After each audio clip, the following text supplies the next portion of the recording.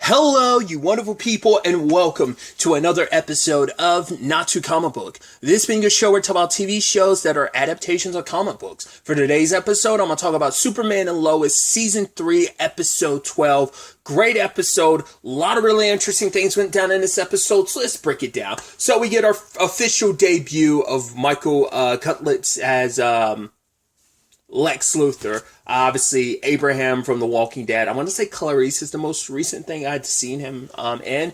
But I was so curious to see what his Lex was going to be like. And I think he did a really good job. The show's done a really good job of painting his Lex in a way where I feel like Lex is always treated as like, right, the genius, like, super rich person who was like, yes, I never really directly get my hands dirty unless it's a situation where it calls for me to get my hands dirty type of situation. But I think, and maybe this is something that's really been showcased in the comics and stuff, but I feel like isn't always showcased in the TV shows. There's been instances like in Smallville is an example of like Lex's brutality. And I feel like the brutality in this is wild, where it's like, yeah, he's having someone like, he has Otis beat on him. It's like, oh, so like, for one, Otis isn't in your life. That's going to be the interesting thing. Once again, finding out what's canon and what's not canon for this Superman universe. But it's like, yeah, Otis is someone he met in prison. And he had Otis, like, he wanted Otis's clippers. It's like, right, yes, your bank account might have been frozen, but it's like, you could have easily gotten those clippers a different way. You could have gotten your own, but it's the principle of the matter of like, right, you're the tough guy. I'm going to make you submit. I'm not just going to make you. I'm going to make this entire prison submit to me because it's all about. And it's so interesting because they keep referring to Lex as the devil, which I could easily see that. But I feel like they made him like severely sinister and scary with the fact is that he does, like when he's talking to the warden, like, oh yeah, I'm not going to pay you. Call this number. It's like, it feels like you're dealing with the devil, the literal devil incarnate. So it's so interesting to see him that way. And it's just, once again, it's like, he let all those prisoners beat on him. It's like, oh, you should have taken the $5 I was going to give you for those clippers, but you want to be tough. It's like, don't worry, I got you. He gets the warden under his control, and the warden has the guards beat every single one of them. One dude's missing teeth later. One's in the wheelchair because it's like, the warden's like, oh, should we make them stop? And Lex is like, no, we're going to be here for a while. It's like, once again, the brutality and the callousness in which he demonstrates that brutality, because it's like Lex has always had a chip on his shoulder. Once again, we're talking about someone who's even more hardened because he's like, yeah, I've been in prison for 17 years for something I didn't do. It doesn't stop you from doing because I'm sure he does mental gymnastics about any terrible things that he's done in the past. It's like, no, I can justify it. I went to prison for something I didn't do, and it cost me everything. Even when he got out, what did he do? He just threw away his wedding ring because it didn't mean anything to him. The only thing he cares about is his relationship with his daughter, which I'm curious about who she is. She wants nothing to do with Lex. I'm curious, like, how big of the part of the story she's going to be, if any at all. But I was also curious. I'm like, I wonder who his wife is. At first, I was like, because we see he met Otis in prison. I'm like, is Mercy part of his life? Like, has she kind of moved on and then she'll be back now that he's free? Or could it be a situation of? I was wondering, could it be a thing of his ex-wife is Mercy, and maybe like this version of Mercy is quite different from her typical counterpart? You know, obviously our most recent example of that, live action wise, was Titan. So maybe it's like a different version of Mercy. I mean, because like, isn't her and Otis typically related, or is that just? Cause I know they're related in Supergirl, but I don't know if they're always related. Otis and Mercy, maybe, I don't know.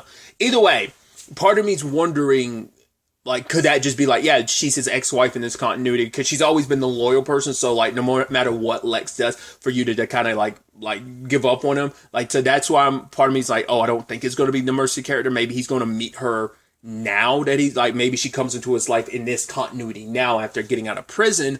Or is it going to be a thing of, like I said, she's already been a part of his life and she's just been waiting these past 17 years. So when he was just choosing to walk, I was like, where is he going?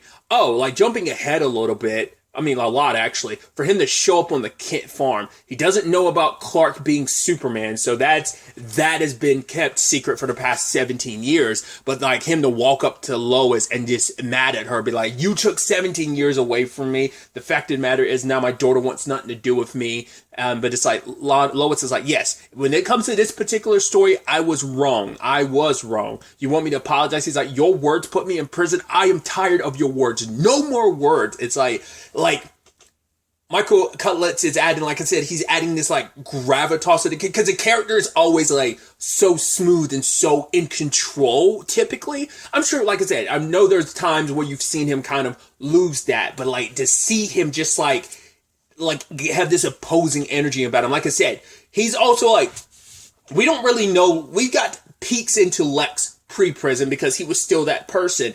17 years of being locked up for something you didn't do, finally getting released. What prison did to change him? Yes, he was in control that entire time, but like I said, it added a harder edge to him than that was already like, you know, he's got a major chip on his shoulder, and he's not going to, because this was Lois and Clark's concern of like, he's going to come after us because Lois wants to get in front of all this. It's like, right, I have to face him eventually. The bastard came to your house. He already knew about like, oh, like the fact is, oh, you had 2 boys. How old are they now? Oh, you're cancer. It's like, oh, he kept up with Lois because it's like, oh, you ruined my life, and he's been dreaming, salivating about destroying her. And so it's like, cool. I want you to quit. I don't ever want to hear a printed word from you again.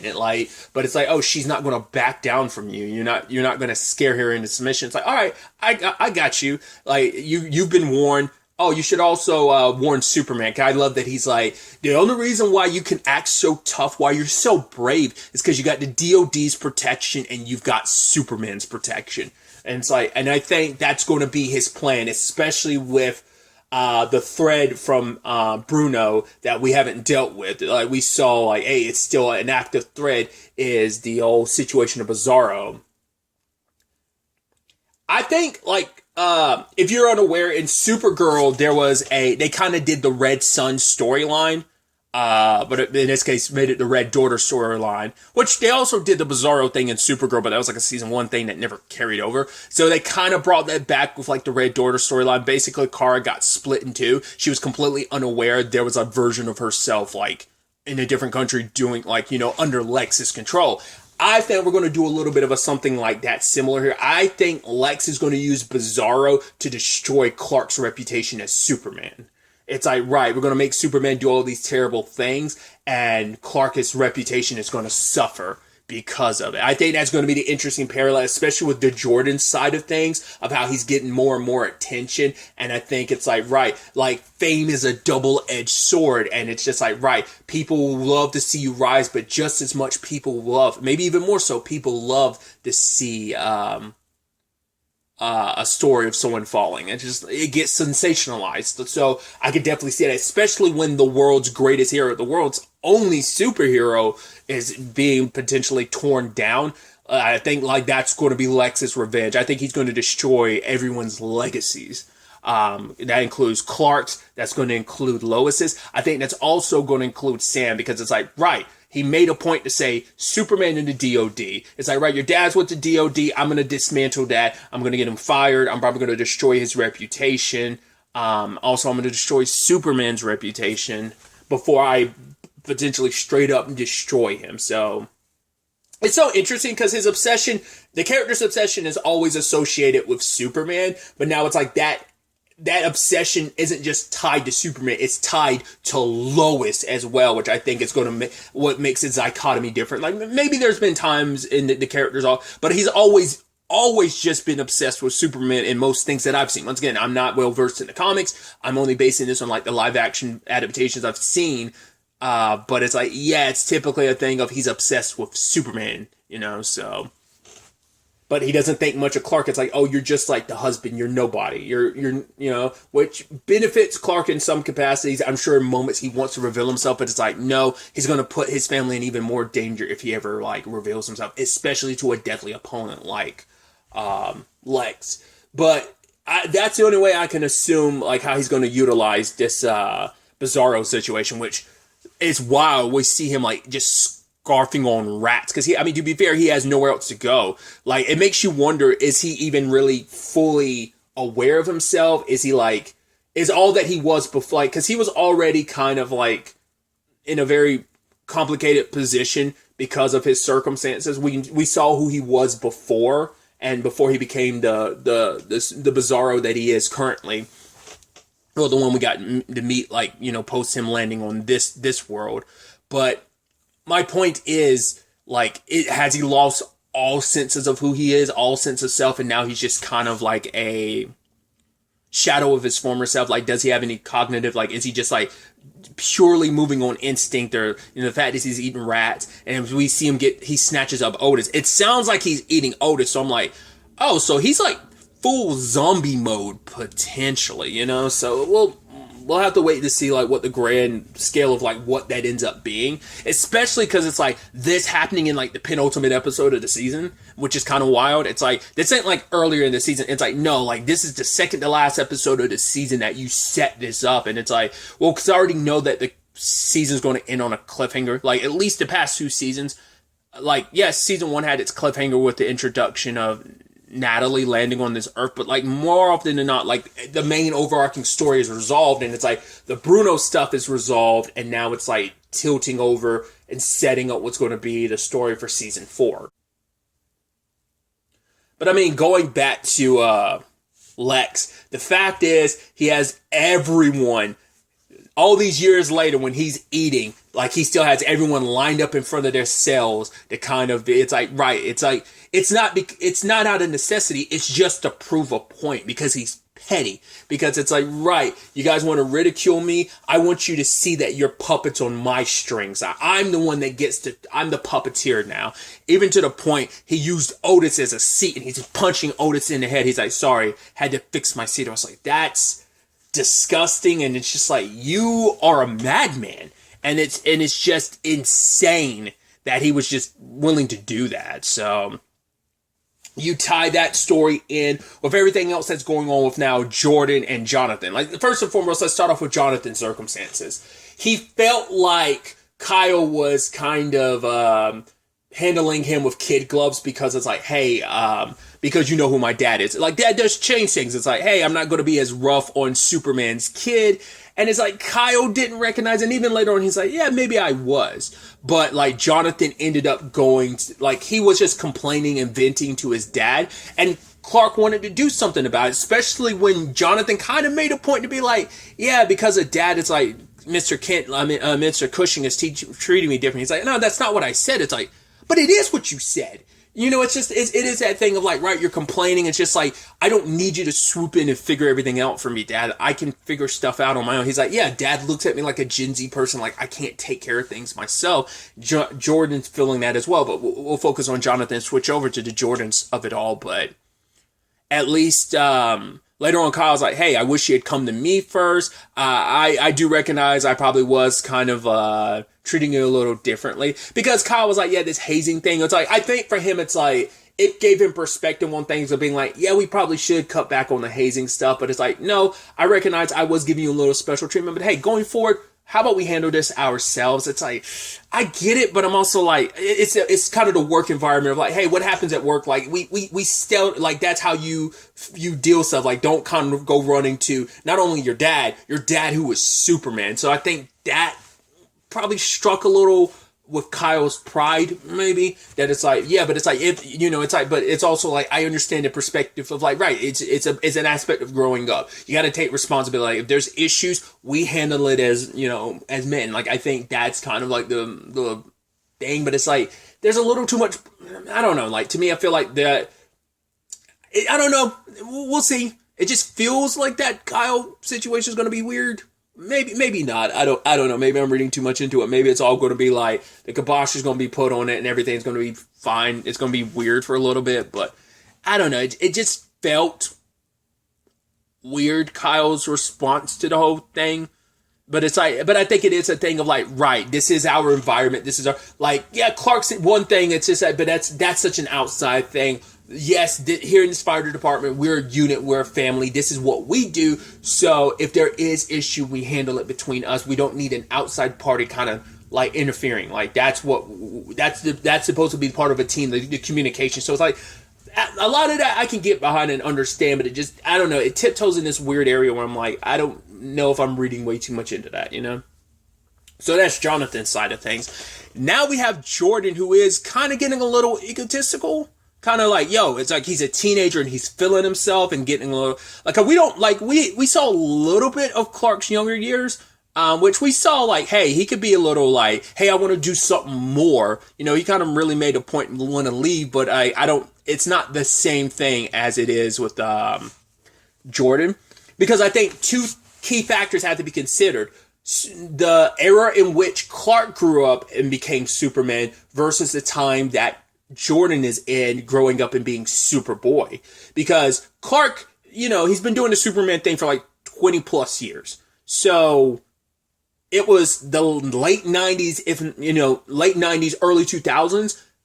Social media was not even cracking the surface of what it is today. Obviously, it is a monster all on its own. You know, social media is the beast that it is present day, and it's a very different environment because back then the word in ink on in the press, in the newspaper, meant so much. And it still does to some extent, but obviously a lot has moved over digitally. So it is a thing of like, also not everyone had a high quality camera where you could immediately go live at any moment in time and take high quality photos. It's like, right, Clark stuck around sometimes, but it's also a situation of he's done a very good job of hiding his identity. They actually kind of went into something I thought was fascinating where Sam was like, hey, Jordan isn't as careful as you are, so it could track his flight patterns. Where I'm like, it never comes up and it never seems like it, but the show probably cuts around it. But I'm wondering, is that kind of implying like Clark never 100% takes the same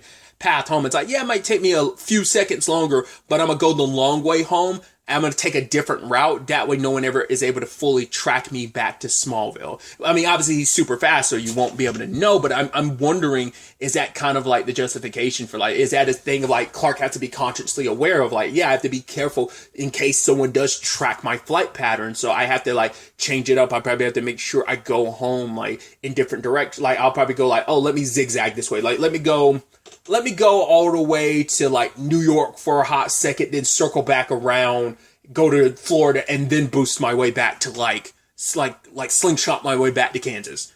It feels like that's what they're kind of implying. Like I said, it's so interesting. It's something you never really hear get talked about of like, right, he kind of has to hide.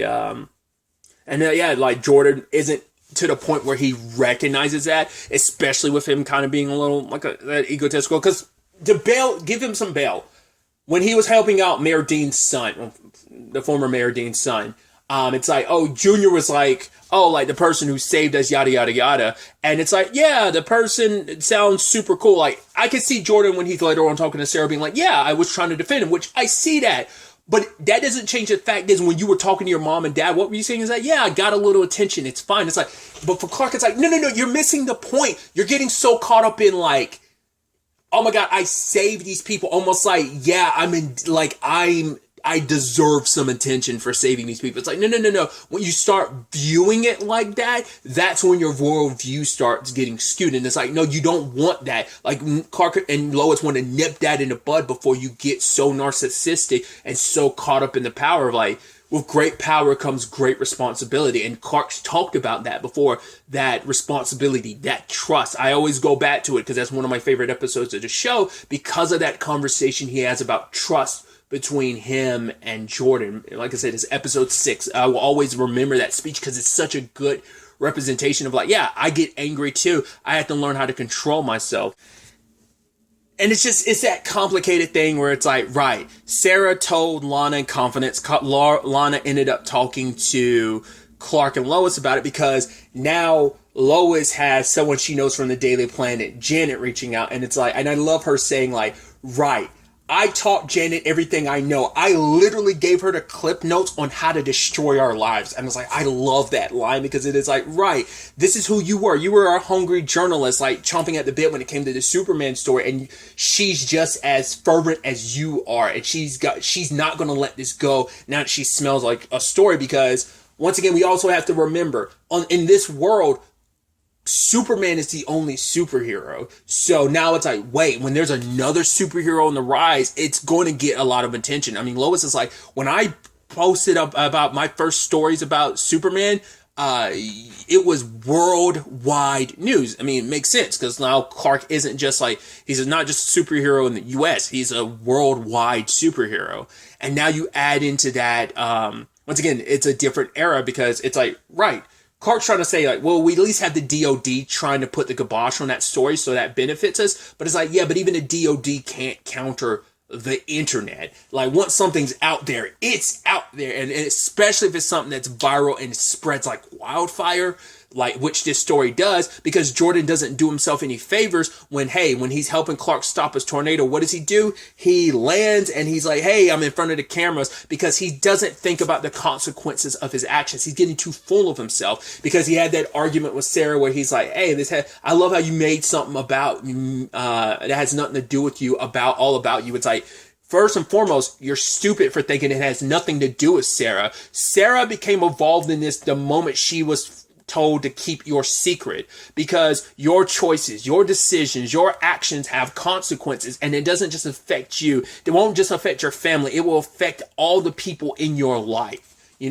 because he hasn't really had to deal fully with the consequences of, hey, someone knowing your secret identity. You know why your dad does what he does, but you've never had to deal with the consequences, the pressure of keeping that secret for someone else's sake. Like, Sarah and her entire family could be in danger because they know your secret. They could be used against you because of that, And especially with Lex back in play, Jordan's recklessness will be their undoing, because such a person who is looking for any crack in the armor, looking for anything he can take advantage of, and Jordan will be that opening, and it will be on him when it all comes crashing down. Like, anything that their family has to suffer through is going to be because of him. It's just like, because even Sam's just kind of disappointed. He's like, right, I thought giving this kid this, like, I thought he was ready, and so did Clark, because it's like, but it's like, that's the thing. Clark's handling this because for the majority, at least Clark had Jor-El to balance him out. He also had his parents to balance him out. Like, he became, which isn't to say like Clark and Lois are like failing as parents in no shape or form, but it is a thing of, Clark is handling Jordan like he was handled, but it's like, you're very different people. The approach needs to be different, and Clark's tried to adjust to that, but I think it is still like, hey, I'm handling this like my parents handled me, or, whether it's like John and Martha, or whether it's Jor-El. He also doesn't have Jor-El's guidance to help like mitigate that now. It's like, he still has his mom, but I just don't think it's 100% the same. So, like I said, he's getting a little too big for his britches, because the fact of the matter is, he's just like, right, I'm tired of hiding. And I've talked about this previously. Jordan's always been kind of like the nobody. That's why like he felt good when he was able to be on the football team. It's like, I get to embrace my abilities. I get to embrace like who I am. And now I'm able to do that too. And you won't let me enjoy it. Like, I always have to be in your shadow. But now it's like, I'm my own person. I have control of my powers. I don't have to be afraid of them. I get to embrace who I am. And you're not letting me. It's like, but it's not a time for you to be reckless, especially when my greatest adversary, the greatest villain me and your mom have ever gone toe to toe with, is out and about. Like, this is because he overheard what Lex said, and it's like, Jordan's probably going to get full of himself and might try and do something stupid, like go after Lex, and that might blow up in the kid's face. So it might not even be Clark who's discovered as Superman. It might be that Jordan's revealed, and that puts a spotlight on their family, which complicates Clark being Superman. I could definitely see that being the situation, but it's also like him kind of putting it all on Sarah, because he's not thinking from Sarah's perspective, where it's like, I'm the one that has to keep your secret, worried everything. Like, I have to think before I say anything, because I'm like, I hope I don't say the wrong thing. And here you are kind of flaunting, kind of being like, oh yeah, like that, there's always that joke of like Bruce Wayne being at a party being like, I think it was like an SNL bit or whatever, but it's just like, oh, Batman's awesome. I don't know what you're talking about. Batman seems like the coolest guy ever. Oh my God, like I heard like Batman has like the biggest dick ever too. Like I'm being obviously very facetious, but like I do know there was like an SNL skit kind of like that, and that's just kind of been like a joke of like, of course, like Bruce Wayne's gonna hype up Batman, like, yo, he's pretty dope. Like that's like a joke or whatever, but Clark doesn't do that about Superman, but Jordan might start doing that he's already doing it about Superboy. So, and now he's also kind of going viral, all the photos and stuff online. It's just adding more fuel to the fire. And there's no putting this genie back in the box. Like, there's no like shutting it down. But when Clark is like, hey, you're under our roof, you follow our rules, and then Jordan uses his powers against his dad, and it's just like, whoa, don't you ever do that to me again.